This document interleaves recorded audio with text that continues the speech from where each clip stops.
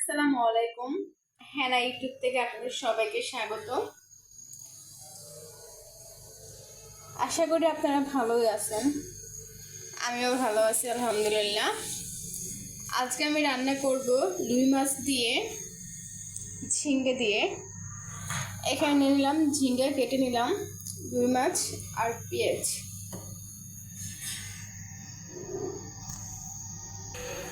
এখন দিয়ে দিব হলুদের গুঁড়া, দিয়ে দিব লবণ। এখন ভালো করে মেখে নেব।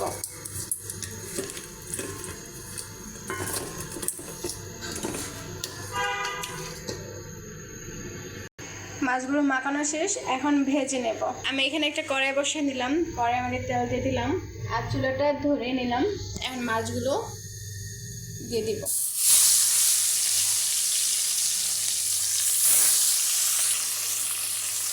মাছগুলো দিয়ে দিলাম। এখন মাছগুলো উল্টে দিব।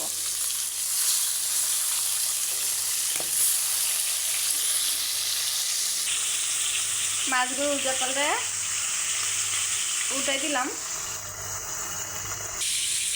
সবজি তরকারিটা রান্না করার জন্য এখানে নিয়ে নিলাম ধনিয়ার গুঁড়া, মরিচের গুঁড়া, হলুদের গুঁড়া, লবণ। আমি সবজি তরকারিতে বেশি একটা মশলা ব্যবহার করব না। মাছগুলো ভাজা হয়ে গেছে, এখন নামিয়ে নেব। মাছগুলো একটা বাটির মধ্যে নামিয়ে নিলাম। এখন দিয়ে দিব পেঁয়াজ।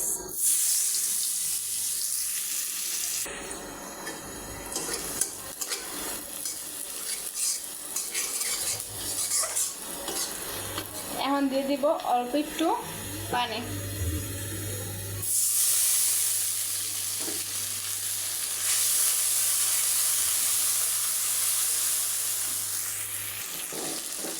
দিয়ে দিব মশলাগুলো।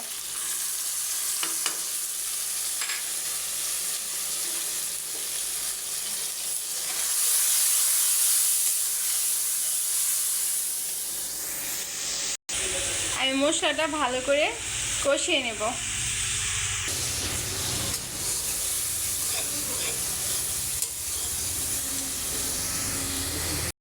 মশলাগুলো কষানো হয়ে গেছে, এখন দিয়ে দেবো সবজিগুলো।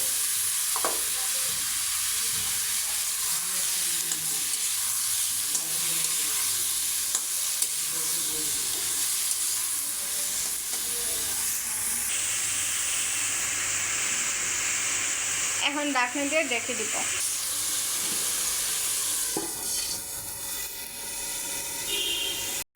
এখন ঢাকনাটা উঠে নেড়ে নেব।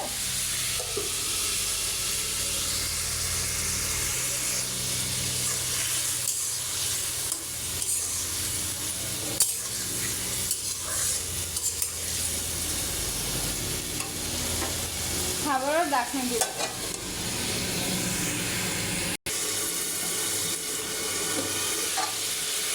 দেখেন গাইস, সবজিতে কতগুলো হয়েছে, পানি উঠছে।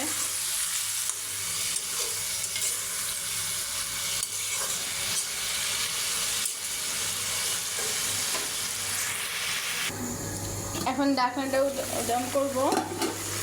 দেখেন গাইস, আমি কিন্তু পানি ব্যবহার করি নাই। সবজিতে পানি উঠছে, এই পানি দিয়ে কিন্তু সবজিটা সিদ্ধ হয়ে যাবে। এখন দিয়ে দেব মাছ।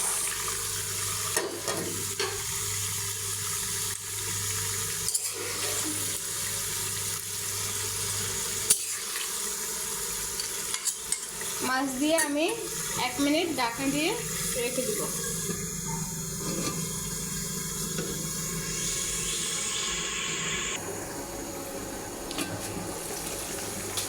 সবজিটা হয়ে গেছে, চুলাটা বন্ধ করে ফেলব। একটা বাটির মধ্যে নামিয়ে নেব।